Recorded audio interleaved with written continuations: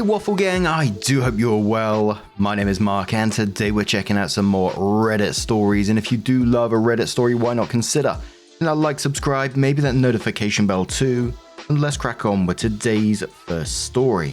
Much love, guys. Now today's first story comes from Exciting Ideal 8008, and it says, am I the arsehole for telling my sister not to announce her pregnancy at my wedding because I was going to announce mine? But she did it anyway.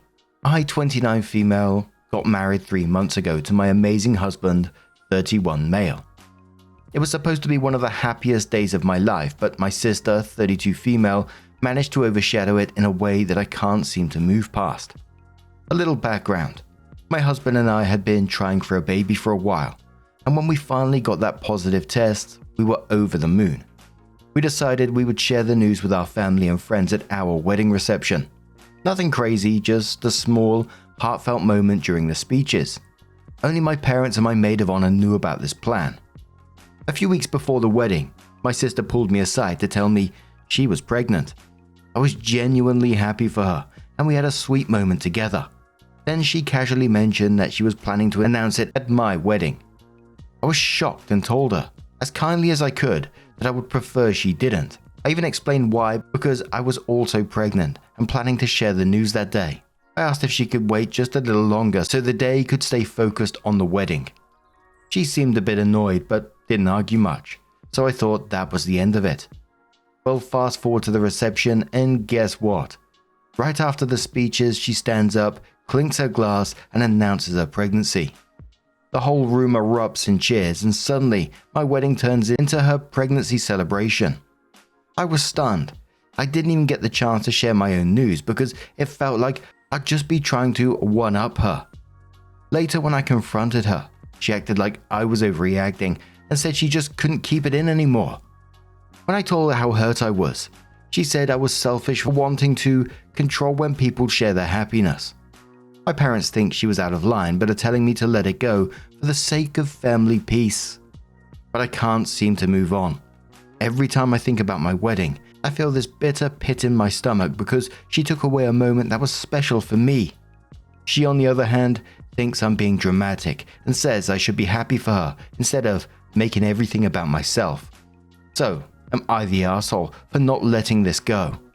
As always in these stories, I try to step into people's shoes, and I'm trying to step into the sister's shoes and trying to think what goes through your mind to think that this would be acceptable in any way unless you're just a total arsehole and don't care. But it's one of those situations where you just give her an info diet and just not tell her anything or not have much to do with her at all after this because, you know, what happens when baby names come along. I know I've read one too many Reddit stories, but I always think about the future after these kind of things. What other things is she going to jump on next? But okay, Homework says, not the arsehole. I wouldn't move on. Every time she says you're making it about yourself, tell her since it was your wedding, it should have been about you. She's the dramatic one that had to draw attention to herself. If your mother tells you to let it go for the sake of family, I tell her that since it was not your sister's priority, why should it be yours? Frankly, I'll just cut her off. Who needs someone like that in their life? Opie says I want to cut her off, but that means go in low contact with my family. So Opie did update the post and said, hi again Reddit. First of all, thank you for the overwhelming support and validation. It really helped me feel a lot less crazy. So a few people asked for an update and well, things got petty. I'll admit it, I'm not proud of all of it, but I'm also not sorry. After the wedding drama, my relationship with my sister was icy at best. She kept acting like I was just being hormonal and selfish, and every time we spoke, she somehow turned herself into the victim. I finally decided if she thought I was selfish and dramatic, I might as well lean in just a little. A month later, my husband and I had a gender reveal party. Low key, just family and a few close friends. We did not invite my sister. She found out through our cousin's Instagram post and texted me something snarky like, wow, guess I'm not family now. I replied, well, I didn't want to risk you announcing something again and stealing the spotlight. Fair, right? But the real revenge came at our baby shower. I had custom cookies made that said, we waited our turn. One of the decorations was a sign that said, one special day deserves its own celebration. A few people laughed, a few looked uncomfortable, but I saw my sister read the cookie and go very quiet. She asked if the cookie was about her. I told her if the shoe fits and walked away. Now she's telling the family that I'm the one being dramatic and petty. Ironic, no? But honestly, I don't care. I didn't ruin her wedding, she ruined mine. She can sit with that for a while. Also, my baby is due a week before hers. Guess who's going to be very publicly posting baby pics as she's going into labor? Not saying I'll be timing it, but I'm not saying that either. Thanks again, Reddit. Sometimes petty justice is the only justice. Oh, by the power of Grayskull, this is going to get messy, isn't it? Oh my word. It sounds like the war has only just begun between these two. Because you know, once OP does post baby pics over the labor, it's only going to be retaliation after that as well. There's going to be some updates on this one, I think. But what do you guys make of this situation? Let us know your thoughts down in the comments below. And let's move on to another story. Now, our next story comes from a throwaway account and says, am I the arsehole here for leaving the weekend friend trip after being made to sleep on the couch? I, female 29, and Josie, female 30, have been friends since high school. We live apart but still keep in very regular contact. I was invited to stay with her and her husband, Leo, male 30, for a few days because their town was having a huge annual festival that we're all interested in attending. They had asked me to come early this year, maybe a month or so before. They informed me that they invited some college friends to stay for the weekend as well. I was excited for this because I've only met their college friends a handful of times and I know they are really close. The plan was for me to stay Thursday till Monday. I should also preface that when Josie and Leo bought their home, I stayed with them for a month while I was between jobs. This was many years ago now, but since it has been dubbed my room. It obviously is not actually mine, but I've stayed in it every time I've visited them since. I drove 4 hours to their place on Thursday. When I arrived, their college friends were there already, and I was shocked to see it wasn't just them. Josie and Leo had invited their friend Shane and his fiancée, and their friend Sarah and her husband. I've met Shane and Sarah before, but not their partners. I was immediately irritated because it felt like a couple's get-together already. I have a partner of nearly 3 years who I live with, Oliver, who Josie and Leo have met several times. He was not invited on this trip.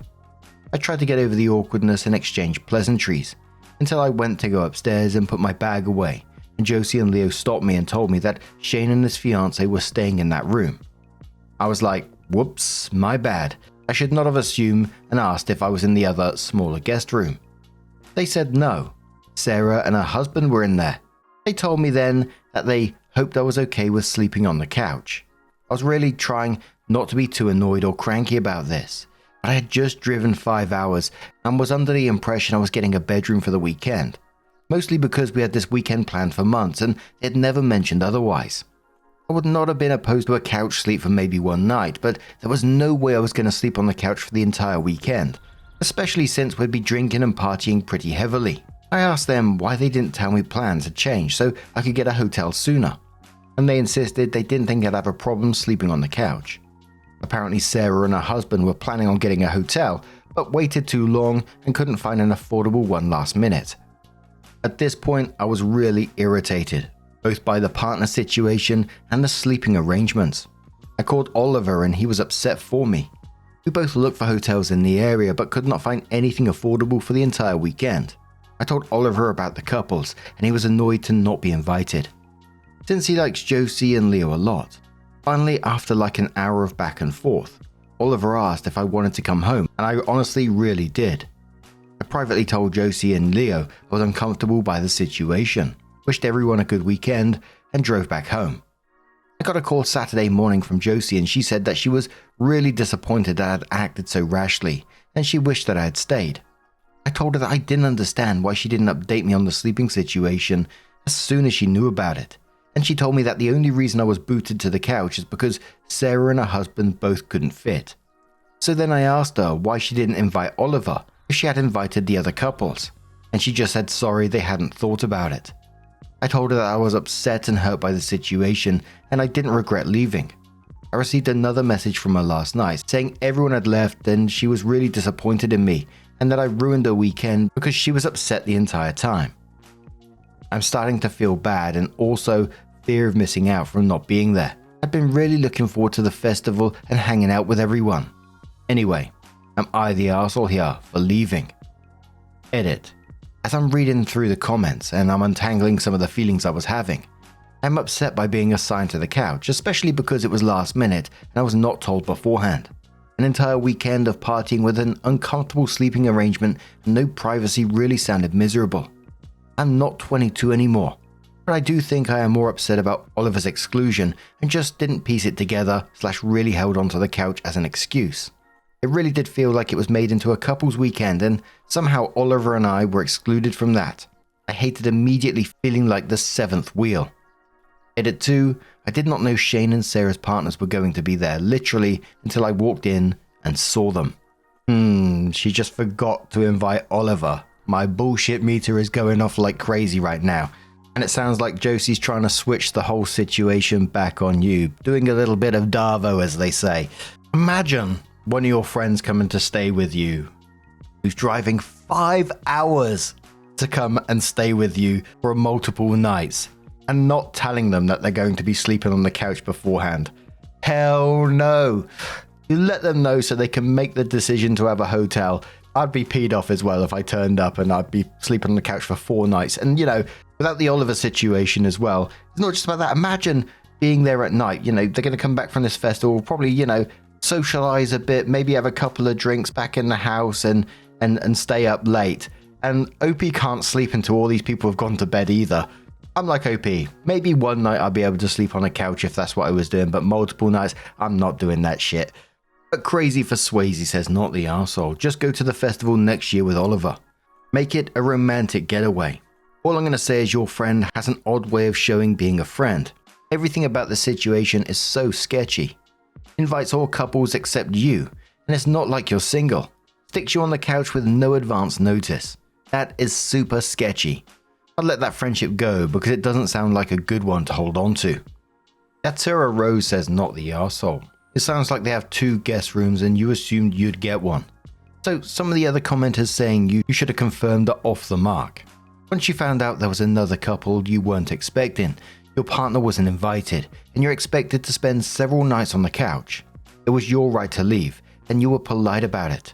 You did ask Josie why she hadn't talked to you before, but it seems like she was pretty dismissive, and at that point, after trying to make other arrangements, you left quietly without making a scene.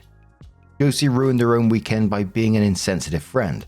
The fact that she assumed you'd just be okay with the couch and with your partner not being invited says a lot about how she thinks of you.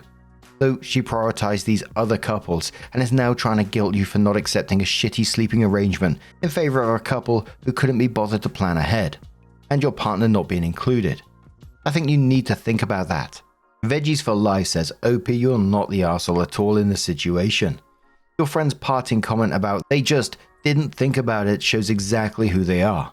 They are thoughtless, careless people who didn't give 2 hoots about your comfort, your inclusion, or your inconvenience. I absolutely love it when people say, you don't give 2 hoots. They are people without common sense or empathy. And then after you very properly and rightfully showing them the boundary that they crossed, they attempted to blame you for being rash instead of choosing to look at their own behavior. These are not serious people, and they are not serious friends. They also demonstrated to you where you fit in the hierarchy of their lives, which is way under their college friends. I'm really sorry about all of this. You're owed an apology, and it doesn't look like you're going to receive one. You did nothing wrong, and I hope you'll be able to see past the narcissistic guilt trip they are laying on you and realize that. The Crafty Vulture says, you confirmed when plans were made that you had the bedroom. She changed the plans without telling you and invited other spouses but not yours. Then, knowing it would be a party weekend, she assumed you'd be fine with 0 privacy the entire time, again without telling you. Then, adding salt to the wounds, she blames you for making her feel bad. Girl, get a new friend. She doesn't see you as a friend on the same level that she sees the 2 others, and her way of showing it is handing the other to a pina colada and you a half-dried coconut. You deserve better, not the arsehole. You and your boo have some date nights and stare lovingly into each other's eyes. And remember that it is you two against the world, and that you have each other until the world ends. So then OP came in with an update and said, I waited until the weekend to call Josie because I thought we could both use time to cool off and think about the situation. I spent a few days passing through your comments. When we finally got on the phone, she was instantly apologetic for how the previous weekend went. But before we went further into the convo, I asked her to explain how we ended up where we did. So here are the events as she told it. Her and I made plans in January for me to come visit for this festival. Her husband Leo was only interested in like one day's event and wasn't planning on attending with us the rest of the time, so it was mainly a girls' weekend for us. Sometime in March, Leo mentioned the weekend to Shane, his college friend, who showed interest. Josie said it was Leo's idea to invite Shane so he'd have someone to hang out with while her and I were busy with our plans. Josie and Leo told me at this point that Shane would be there for the weekend too. And then I guess a couple of days after that, Sarah, in the same college friend group, heard about the event from Shane, and her and her husband decided to go as well. Josie at this point told me that their friend Sarah would also be in town for the festival. She did not tell me Sarah was planning on staying at their house because they had originally planned on getting a hotel. Somewhere between Shane being added and the festival, Shane proposed to his now fiancée and then requested she be added to the trip. The Monday before the trip, Sarah and her husband called that they couldn't find an affordable hotel and asked if they could stay with Josie and Leo. When I asked Josie why she just didn't update me on the plans, she said she was feeling overwhelmed by all the changes and was worried that if I knew I'd now be sleeping on the couch, I wouldn't come. She claimed that her and Leo looked for hotels for me but also couldn't find anything affordable. She said that she felt bad. She understood why I left, but she wished that I hadn't, and that she spent the entire weekend feeling awful. So she did apologize, and I also apologized for leaving abruptly without talking it out. I also felt very overwhelmed by the situation, especially because I barely know Shane and Sarah, let alone their partners. That's the simplified version of that problem. Now, I also asked why they hadn't thought to invite Oliver. I said that I understood plans changed pretty fast, but there was a decent chunk of time where she knew all the couples would at least be at the festival, and she could have at least extended the invite. I said I wasn't buying the excuse that they forgot, especially since she just explained she was kind of purposely keeping me in the dark in the hopes I wouldn't cancel. Josie admitted that the last time all four of us were together, which was last September, Oliver made a pass at Leo that made Leo really uncomfortable. It was a night we had all been out drinking, and according to Leo, somehow the conversation got around to the topic of Oliver's sexuality. He's bi, and Leo made a comment about never having any sexual interaction with men, to which Oliver responded, "Well, if you ever want to change that, let me know." I got off the phone to talk to Oliver. I knew that he would never cheat on me and that he probably meant it as a joke. Oliver said he remembered the night and said it was just a joke because he could tell Leo was uncomfortable with Oliver's past dating men, and that he didn't think Leo took him seriously.